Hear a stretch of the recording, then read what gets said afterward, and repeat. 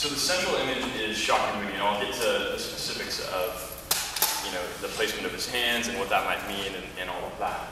But around him is this very interesting motif of the scenes of his life. Sometimes they're called the 12 great deeds of a Buddha. So you just take a look and notice all the different images that are around him. I mean, there are dozens of images, not just the Buddha himself. And they're all depicting basically the life story of the Buddha, which in and of itself is, I would say, somewhat inspirational. So it starts, I'll tell you this other little side thing, it's considered bad form to point at enlightened images like this, because in Tibet this is a wrathful sign, like you're cursing somebody or something.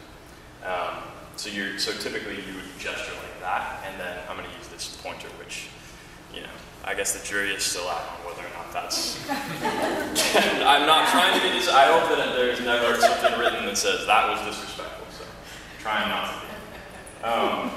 So it actually starts up here. We're going to talk about the scenes of his life before we go into the central image. So if you can see up here on the top right, there's this image where that's actually the bodhisattva. So Buddha wasn't born Buddha.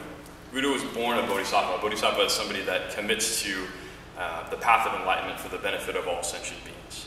So he was born into that, and then through his life, he had all these things happen to him that led to him seeking out a spiritual manifestation, a spiritual life. And then he attained enlightenment. And only after that point do we say, oh, that's the Buddha.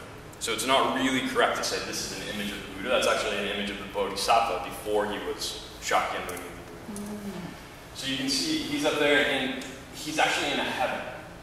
He's up in a heaven. He's in Bodhicitta heaven, where bodhisattvas go before their last birth.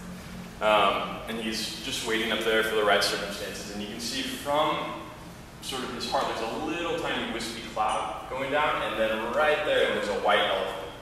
It's a white elephant with 6 tusks. Now, the story goes that his mother, Queen Maya, dreamt of a white elephant with 6 tusks, entering, I believe it's her left side. Could be wrong. I think it's her left side. And that she woke up and she was pregnant.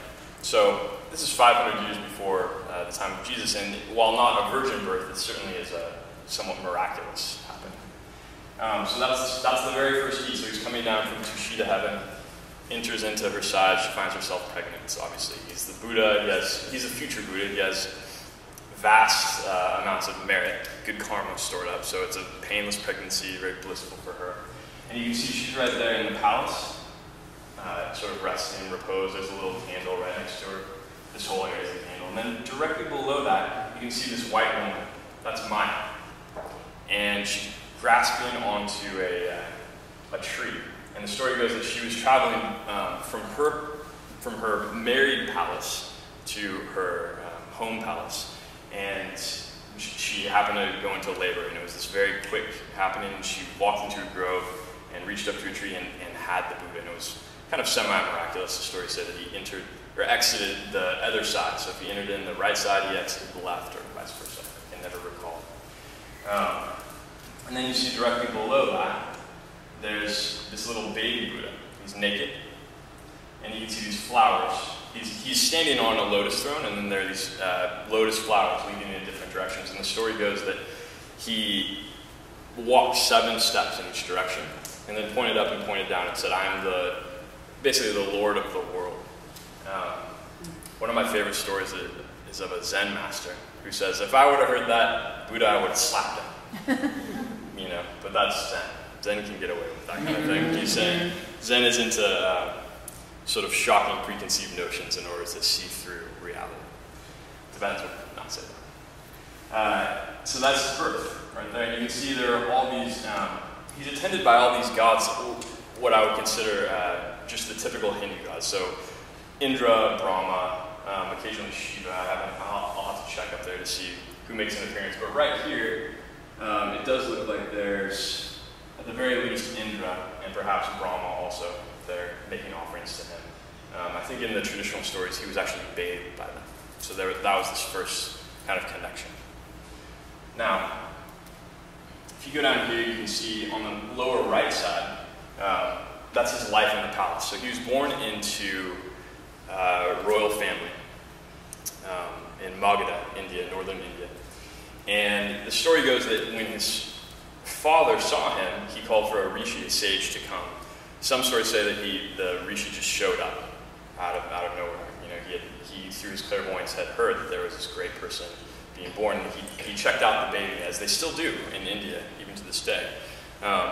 It's kind of like palm reading, only the whole body. They read the signs of the whole body. And he took the baby and he said, oh, this baby is unique, remarkable.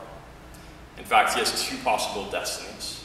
The first destiny, he'll become a great world ruler. Now, in the Indian imagination, that's somebody that is a wise and beneficial ruler, and he'll rule the entire universe at that time. The other possibility is that he'll give it all up and he'll become a great holy man.